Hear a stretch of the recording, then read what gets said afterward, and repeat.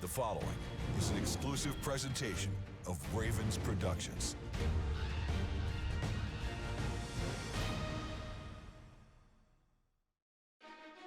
Coming up on this week's Ravens Report, we had guard Kevin Zeitler mic'd up for Ravens Wire. We sit down with Roquan Smith to talk about how the Ravens plan to bounce back, plus keys to the game for Saturday's matchup against the Falcons.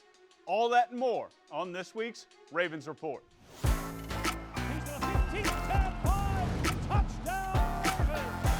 They are dancing in the aisles. Oh, what a scene we have at M&T.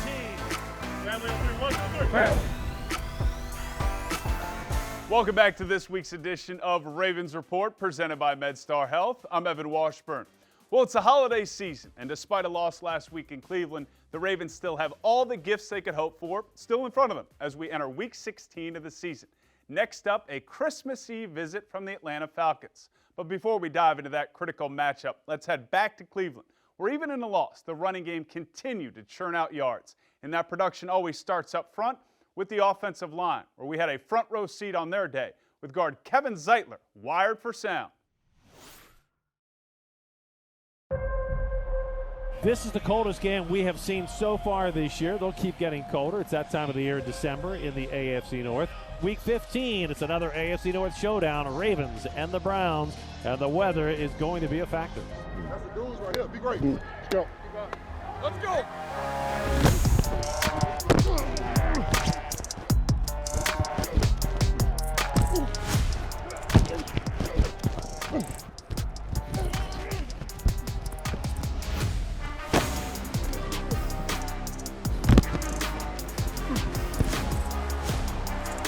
Give us the Gus Edwards running left, big hole. He's across midfield. Browns 45, stiff arms the man 40, still on his feet and all the way down to the Cleveland 34-yard line. First down, Ravens. I hit him. I just hit him. It was a two. Like I got a guy head up.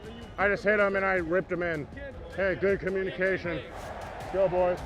Ravens this season averaging out-rushing their opponents by 81 yards. Largest margin of difference in the NFL. Keep setting your set.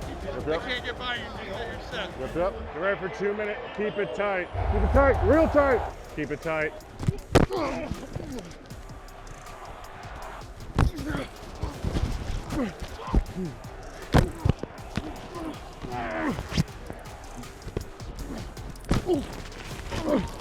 Huntley wants to throw, shovel pass inside, Justice Hill, 30, 35, 40, first down Ravens, Justice Hill from the right hash mark. Tucker from 53, kick on the way, it is long enough, it is good! Justin Tucker from 53, and we're all tied at 3 in Cleveland.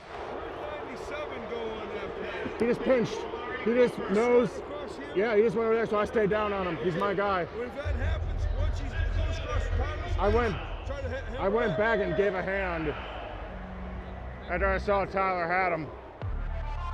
Temperature continues to slide down a little bit. 2 trips to the red zone for the Ravens this afternoon and no points in the red zone. They turned it over on downs in the first half. They turn it over with an interception here in the second half. Browns 6, Ravens 3, and the snow has started to fall again, and the wind is picking up. Let's go. Keep doing our thing, boys. Let's go, more. Let's go. Keep talking. Keep it tight. yeah, how's things going? Good. 69 is like rushing off the ball, so it's just a little different. So getting a little tight. Timing's a little weird.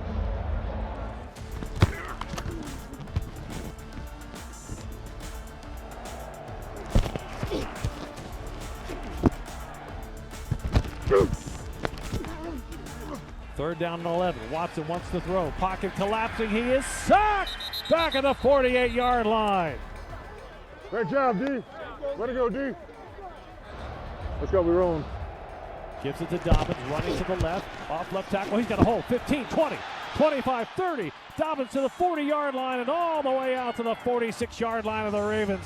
J.K. Dobbins. Yeah, he got around me. Like I said, I was looking at 54 and 95 surprised me. Way to go. Fourth down, boys.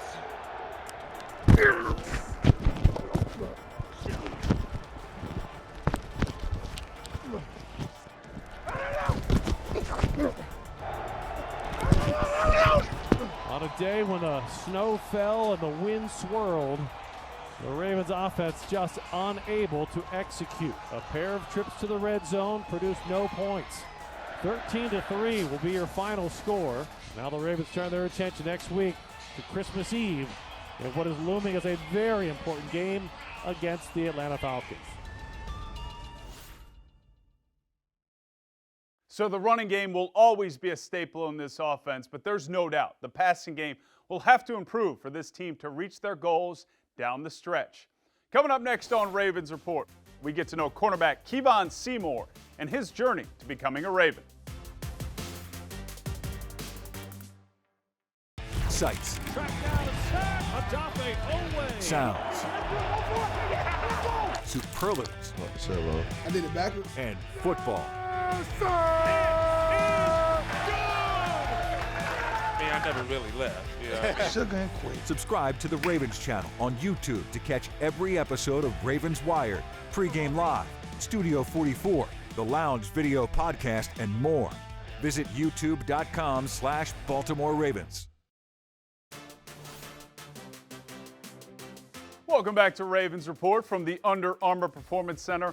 I'm Evan Washburn. To win in the NFL, all three phases have to perform at a high level and consistently. And for the Ravens special teams unit, cornerback Kevon Seymour has been a standout. And in 2 seasons in Baltimore, he's also played a big role on this defense at times. And to hear more about his origin story and his journey to the NFL, here's Kevon in his own words.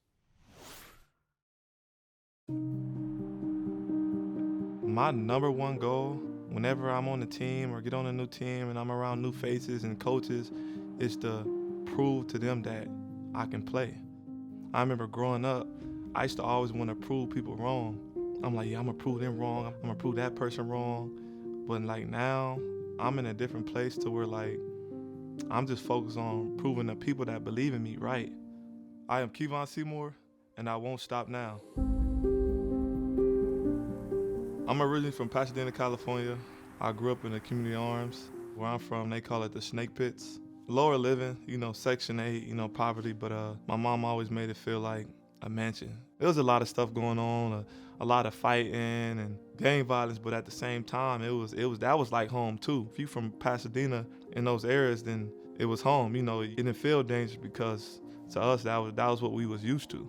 We just grew up with our moms. Our dad was nowhere to be found. We didn't grow up with our dad in our lives, so my biggest fear was losing my mom, because if I lose my mom, I'm gonna have nothing. My mom was that was my superhero. Every morning, day in and day out, she worked on the weekends, every other weekend. Seeing her go every day with no help. She'd wake us up early in the morning, 5 in the morning, get up, get ready for school, and then she'd head out before we even head out and walk to the bus. At the time, my older sister would be home, so she'd be taking care of us. And so my older sister was like a mother figure for me and my twin brother. God gives his toughest battles to his strongest soldiers. Right before OTAs, I get a call from my twin brother. He was doing CPR on my sister, trying to bring her back to life, but it was already too late. And it was probably one of the toughest calls I ever had in my life. But she had scarring on her lungs and an enlarged heart from COVID that I had no idea about. And my older sister, she was 35. So like I said, she was like, when my mom wasn't there for us or she couldn't be because she was at work, my sister was there for us, and we was super close. I remember we was right here on these courts. He was teaching me and Keon and stuff how to shoot. We used to be trying to play you one-on-one, have a little shooting contest. He used to always beat us. I ended up seeing this sunset, beautiful sunset, and it was so beautiful. I'm like, dang, it just reminded me of my sister. I felt like that was my sister. So now every time I see sunsets, it reminds me of my sister. And when things are good, anybody can be happy, anybody can be great. When things are bad, and when things not going your way, how you gonna respond? It's all about how you gonna respond when things not going your way. Kevon Seymour with an amazing play, knocks the ball back at the 1-yard line. This will be taken by Washington at the 3. Takes it across the 10, 15, hit shy of the 20-yard line and taken down at the 17-yard line. Football spoke to me so much because as a kid growing up, I had like I wouldn't say a lot of anger. Like I didn't portray it just in my everyday life at school or anything, but like behind closed doors, like I was hurt just not having a dad, growing up.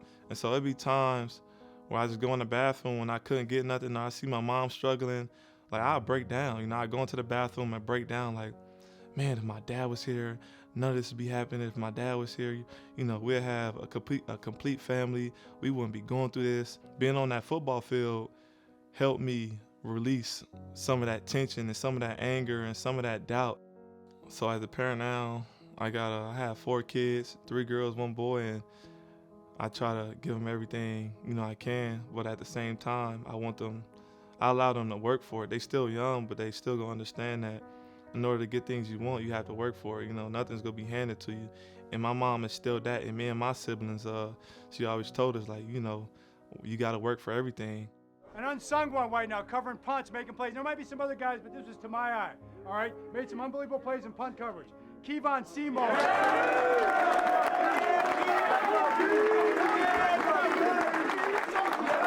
talked about it earlier in the week with Coach Chris. We gonna put the ball in play. We did that, and Daryl set the tone, Daryl Worley. And ever since then, I told him, like, man, keep on doing it, because it's gonna influence all of us to get better. So I just came out today to give it my all, man. And like I told the last play, we were supposed to put it in a, touchback. But look, it was in. I made the play. Tuck came to me happy. I'm like, look, you got us a lot of times. It's our turn to have your back. You can throw anything in front of me or in my way, and I figure out a way to get it done. You can do anything you put your mind to. Like when I say anything, like you can be successful as long as you want it, but you gotta also believe in it too. Like if you believing in yourself is so powerful. Like I'm doing whatever I can, however I can to make, to help the team win. And so like that's my ultimate goal right now, just be the best version of myself. That's how I attack every day. Like I'm gonna keep on going till I can't go no more. And after the Broncos win, it was Seymour who received one of the game balls, and this team will continue to lean on his playmaking down the stretch. And for more Ravens videos, be sure to check out the Ravens YouTube page for all their exclusive content. Coming up next on Ravens Report, we sit down with linebacker Roquan Smith to talk about how the Ravens can get a win against the Falcons.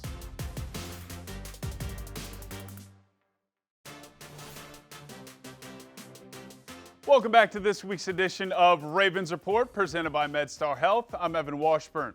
In just 6 games in the purple and black, linebacker Roquan Smith has become the team's leading tackler over that span and has also added a layer of leadership that has been key, now more than ever, as the Ravens look to bounce back after the loss to the Browns. So for more on his message to the defense this week and how to get a win at home, here's Roquan with our Shelby Gurnath. That Smith guy is pretty good. He is flung to the turf by Roquan Smith. Intercepted, picked off at the 10. And Mr. Raven himself, Roquan Smith, comes up with his biggest play yet as a Raven. Roquan, it was a tough divisional loss on Saturday, but the Ravens have the 24-hour rule. So what's the mentality been like in the locker room this week? It's been, can't let that game beat us twice. And, us here, we flushed that game. We're going to get better from that game, and we just focused on the Falcons this week and just coming out doing whatever it takes to make sure we get the victory. Well, this defense has held the last 3 opponents to under 15 points. What's working on that side of the ball? I think it's just a good group of guys, not selfish and just playing for one another and doing whatever it takes to make sure we're successful. And there's still been hiccups here and there, but that's part of it. And it's just about how you respond after each hiccup, adversity. And so that reveals the true character of an individual and as a defense. Well, you've gotten a small taste of it.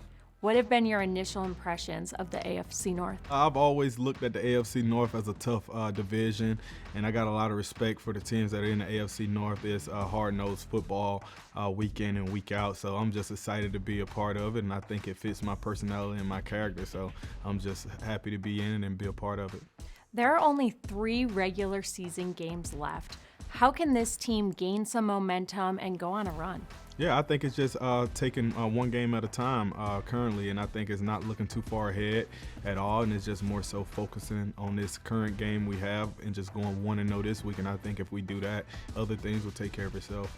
What are the expectations for the defense these last few weeks of the season? I think the expectation of the defense this season is just to be the best version of ourselves, not getting complacent and just coming out doing whatever it takes to make sure that we win. And we have the mindset, they don't score, they don't win. So if you keep that mindset and you limit the amount of points the team scores, that gives you a great deal of success. You've mentioned the upcoming opponent a few times now, the Falcons. They have the number 3 rushing offense in the league. What are the keys to slowing them down? Yeah, I have a great deal of respect for the guys over in Atlanta. They definitely stick true to their run game, but I think that what really tests a manhood. Can you stop the run? And so I think that's what we're ready for, and I know we'll be prepared, and they're going to come in and know what they can do, but we know what we can do on our side of the ball, and it's going to be best on best. So let's see who wins, and I like us. What's it like playing at M&T Bank Stadium? That's amazing. Since I first came in, man, the fans are there, rowdy from the beginning. You see the tailgating and everything like that. So it's awesome, and I'm just excited to be playing in front of those amazing fans. I know it's probably not what you expected when you started the 2022 season, but what has it been like being here and playing for the Baltimore Ravens? Absolutely. It's definitely been a whirlwind, but I wouldn't like it any other way. And it's been amazing since I've been here, since I first got here. Started with the coaching staff upstairs and the players, very welcoming since I stepped foot here. So just being here around such a good group of guys, and those guys just care for one another and, true pros and allow you to be a professional day in and day out. I have a great deal of respect for that, and I'm just excited and grateful to be here. You seem to click with Patrick Queen immediately. What's it like working alongside him?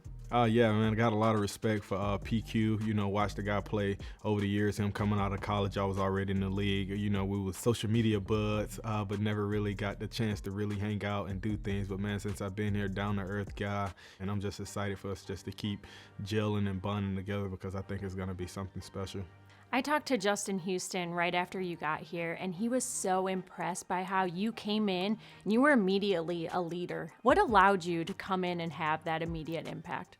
Yeah, I think it's great just to come into a new place and just always be yourself. Don't try to change who you are, try to make yourself into someone that you're not, and I feel like I'm always myself regardless of the situation, circumstances that surround it, and I feel like if you do that, people accept you for who you are, and that's just me, and that's all I know how to be. How would you describe your leadership style? I would say my leadership style is vocal, but also lead by example. I'm definitely gonna go out and do it and never ask someone to do something that I'm not willing to do. So I think it starts there, and I think after that, I say things when I feel like things need to be said, and that's how I look at things. Well, you also immediately started giving back to this Baltimore community. Why is that so important to you? I feel like it's always important to give back to those in need, to those that would never be able to repay you in a sense. And I know I'm truly blessed to be in the position that I'm in, to be doing the things that I love to do. So I feel, why not help out someone when you can? And it brings joy to my heart anytime you can see a family, kids smile and knowing that you're doing something great for the good of others. What's your why when it comes to this game of football? Yeah, my why for the game of football, I just think I try to repay the game in every way because the game has done so much for me, and there's plenty of others who's outside of this game that's done so much for me. And where I come from, just always, was taught, be nice, respectful to others, and anything that you can do to try to help someone day or make someone day better, you do it. And I just live by that, and I just try to be the best human being I can be outside of work as well. You're still pretty new here, so what is one thing that Baltimore Ravens fans should know about Roquan Smith? Oh, that's a tough question, but just know I'm here, ready to work, always going to work and give everything I got to this game and to this city as long as I'm here. Okay, Roquan, we always end these with some rapid-fire this or that questions, so I have some holiday-themed questions for you. Perfect. Real tree or artificial Christmas tree? Artificial. Matching holiday pajamas or ugly Christmas sweater? Ugly Christmas sweater. Baked cookies or wrap presents? Oh, baked cookies. What's your favorite kind? Chocolate chip. Okay, Roquan. Well, thank you so much for your time. Happy holidays and good luck on Saturday against the Falcons. Thank you. Happy holidays. And Roquan currently sits 7th in the NFL in total tackles with 130, and will look to add to that total in a huge game at home against the Falcons on Saturday. Coming up next on Ravens Report, my keys to the Ravens getting a win on Christmas Eve.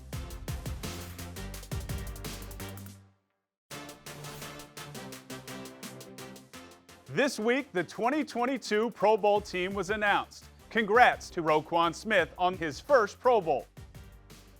Kicker Justin Tucker was voted to the Pro Bowl for the 6th time in his career. Tight end Mark Andrews has been voted to his 3rd Pro Bowl. Returner Devin Duvernay has been voted to the Pro Bowl for the 2nd year in a row. Fullback Patrick Ricard will make his 4th appearance. And cornerback Marlon Humphrey will be a 3-time Pro Bowler. Congrats to all the Pro Bowl Ravens.